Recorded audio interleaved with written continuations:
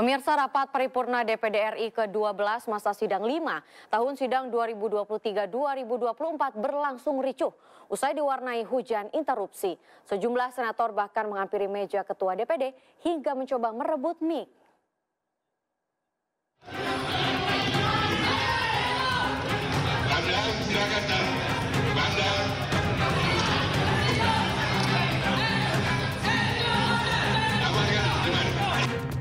Inilah suasana kericuhan yang terjadi saat rapat paripurna ke-12 DPD RI masa sidang kelima tahun 2023-2024. Kejadian bermula saat Lanyala sedang menyampaikan penyempurnaan tata tertib DPD RI serta laporan hasil kerja pimpinan DPD RI.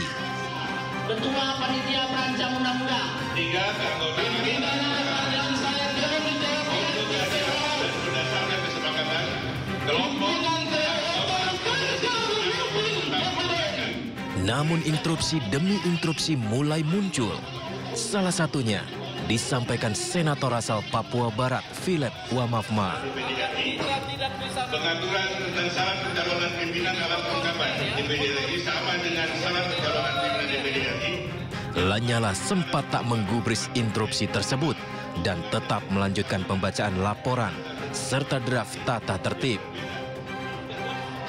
Hal ini pun memantik amarah sejumlah senator lain.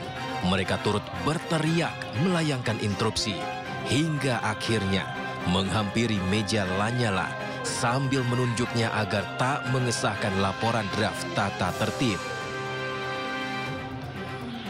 Saat anggota berbondong-bondong menghampiri meja pimpinan, salah satu senator bahkan berusaha merebut mikrofon ketua DPD RI.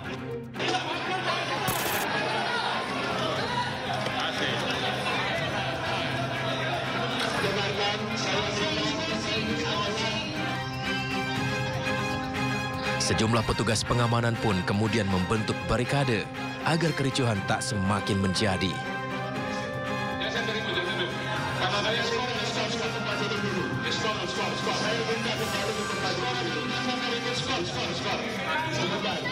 Pimpinan sidang akhirnya memutuskan men-skor sidang selama 10 hingga 15 menit untuk meredakan suasana. Dari Jakarta, Tim Liputan iNews melaporkan.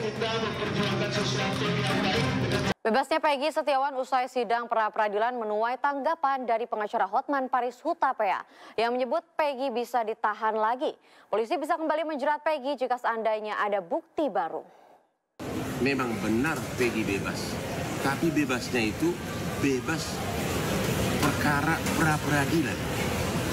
Artinya belum bebas dari pokok perkara. Perkara pra-peradilan itu hanya soal teknis prosedural.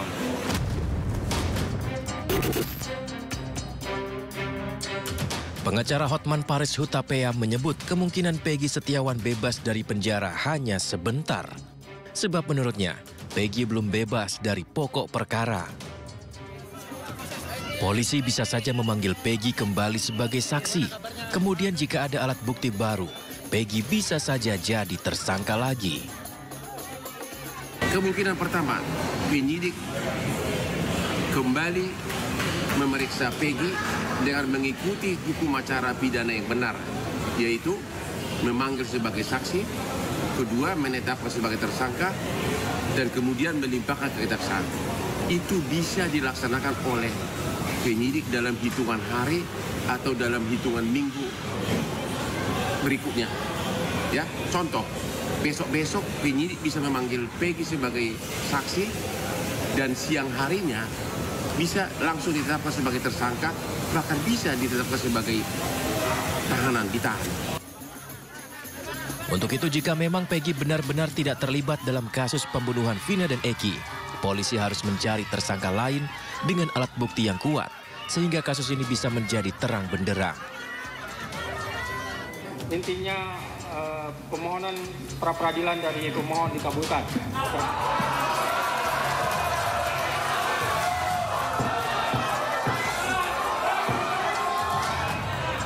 Selesai dan sidang dinyatakan ditutup. Sebelumnya Hakim Tunggal Pengadilan Negeri Bandung Eman Sulaiman mengabulkan pra-peradilan Peggy Setiawan untuk seluruhnya. penangkapan dan penetapan tersangka Peggy oleh Polda Jawa Barat dinilai tidak sah. Salah satu pertimbangan hakim, Peggy belum pernah diperiksa sebagai saksi saat ditetapkan sebagai tersangka. Tim Liputan iNews melaporkan.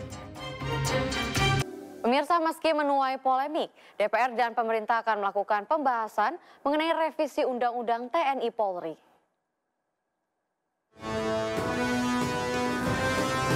Meski menuai polemik, DPR dan pemerintah akan melanjutkan pembahasan mengenai revisi Undang-Undang TNI Polri.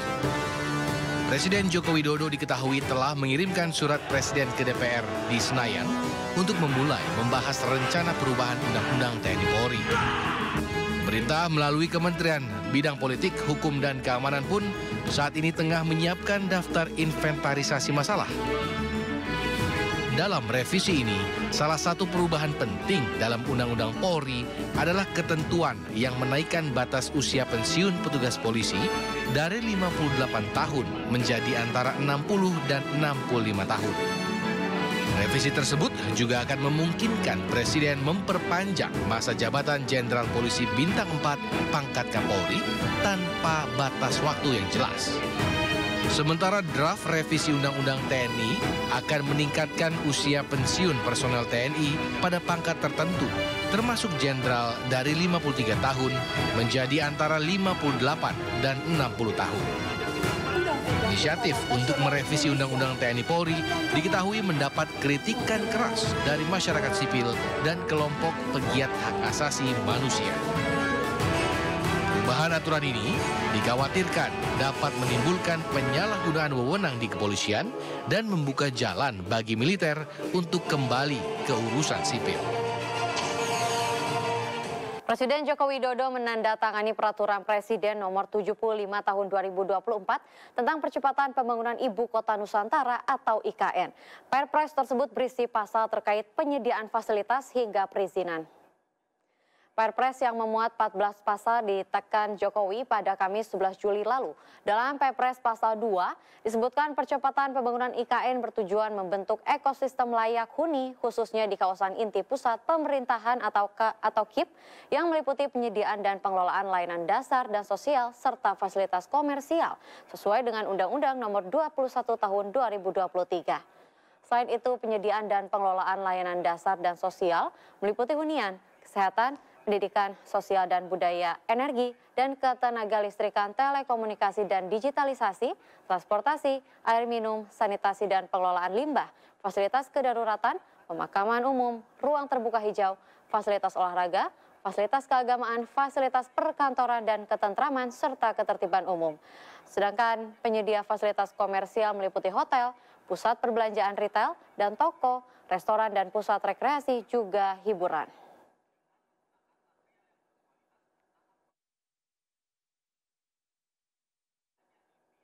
Pemirsa, MNC Group melalui MNC Peduli membantu renovasi kantor Polsek Metro Menteng, Jakarta Pusat. Program Corporate Social Responsibility ini guna mendukung kinerja kepolisian dalam memberikan pelayanan terbaik kepada masyarakat.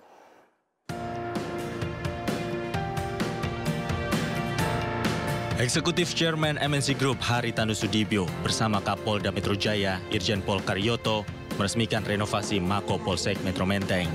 Renovasi ini menjadi program Corporate Social Responsibility dari MNC Group melalui MNC Peduli untuk membantu institusi kepolisian menjalankan fungsi pelayanan kepada masyarakat.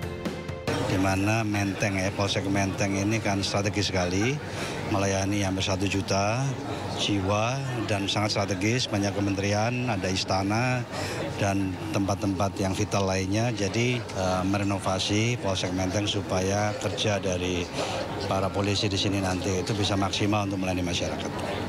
Yang pertama saya mengucapkan apresiasi dan rasa terima kasih, rasa bangga kami kepada MNC Group, lebih khusus kepada Pak Hari karena dengan beliau sangat peduli melihat tampilan Mako kami kurang representatif, maka diberikan bantuan untuk merenovasi.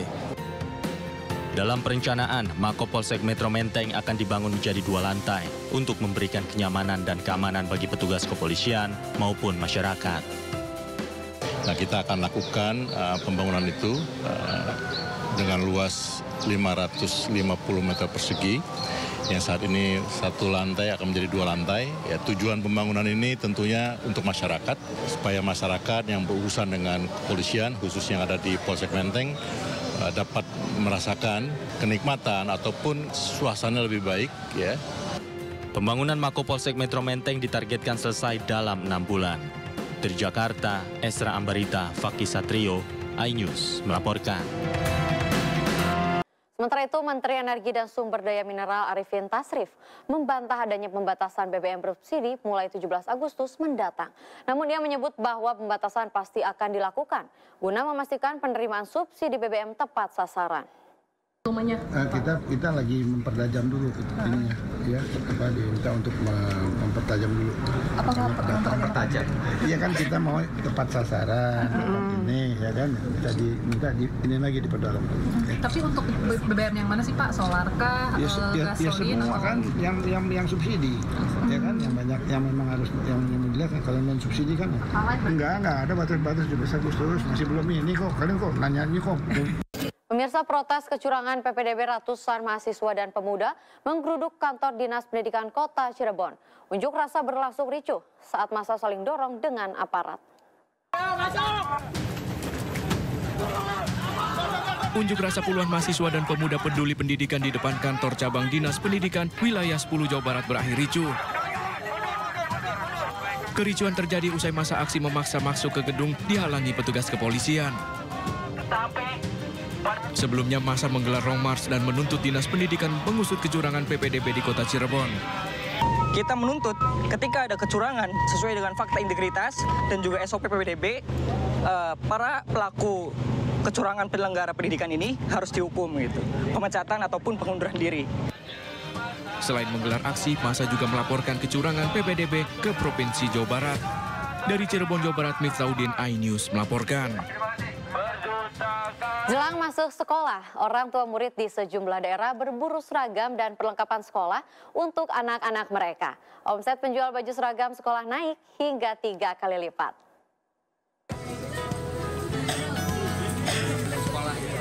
Setelah menghabiskan libur kenaikan kelas mulai minggu depan, anak-anak kembali bersekolah. Sejumlah emak-emak menyerbu toko baju membeli baju seragam untuk anak-anak mereka. Orang tua rata-rata membeli baju seragam, busana muslim hingga aksesoris seperti ikat pinggang dan perlengkapan pramuka. Salah satu toko baju di Pasar Ciputat kebanjiran pembeli. Dalam sehari bahkan bisa menjual hingga 100 pasang seragam sekolah. Meski harga seragam naik, namun tidak mengurangi jumlah pembeli. Alhamdulillah sih ada kenaikan, tapi nggak signifikan ya, paling sekitar antara 1.000-2.000 ya alhamdulillah. Tapi ya namanya orang tua pasti kalau buat anak tuh harus diadadain. Jelang masuknya tahun ajaran baru, penjual baju seragam dan perlengkapan sekolah di Jalan Seruni, Kota Blitar juga kebanjiran pembeli. Penjualan baju seragam dan peralatan sekolah bahkan naik 3 kali lipat dibanding hari biasa. Bisa ratusan pengunjung, bisa paling banyak cari seragam, terus ya tas-tas sama alat tulis, kaos kaki, seragam juga banyak. Meskipun permintaan meningkat, namun harga baju seragam masih sama seperti tahun lalu, antara Rp50.000 hingga Rp100.000 per pasang seragam sekolah tergantung ukurannya. Dari Tangerang, Banten dan Blitar, Jawa Timur, tim kontributor iNews melaporkan. Pemirsa, MNC Group kembali menggelar acara MNC Forum ke-76 di Jakarta Concert Hall iNews Tower, Jakarta Pusat. Dihadiri langsung Eksekutif Chairman MNC Group, Haritano Sudibyo. Forum kali ini fokus membahas tantangan dan strategi bisnis di industri televisi hingga platform streaming.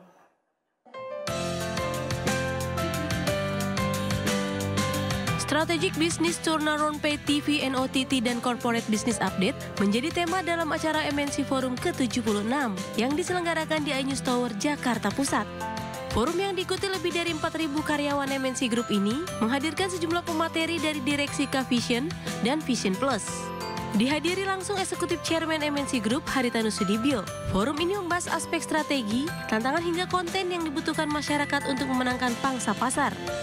bisnis strateginya harus benar gitu, modelnya harus betul. Kalau udah betul, baru kita kawal. Kalau kita kawal implementasinya kayak dari Bapak tadi sampai menemukan yang sempurna. Ya produk packaging kita yang memang harus benar dan harus selalu berubah mengikuti selera pasar. Tapi tantangannya juga bahwa kami ingin bahwa masyarakat juga menghargai karya-karya cipta. Jadi jangan menonton hasil pembajakan. Kak Visin selalu memberikan yang resmi, yang bermutu, kualitas yang baik. Visin Plus sebagai salah satu platform OTT tanah air, kini terus memproduksi konten-konten berkualitas yang menjangkau seluruh kalangan masyarakat. Other part is, along with the content, is a strong platform for which we are always improvising and making our platform good. And when we have content and a good platform, then it is important we communicate the value to our viewers with various campaigns, promotions. MNC Forum merupakan salah satu agenda rutin MNC Group untuk terus memberikan perspektif terbaru bagi para karyawan dengan menghadirkan para tokoh yang berpengalaman di bidangnya. Dari Jakarta, Esra Ambarita, Fakih Satrio, iNews melaporkan.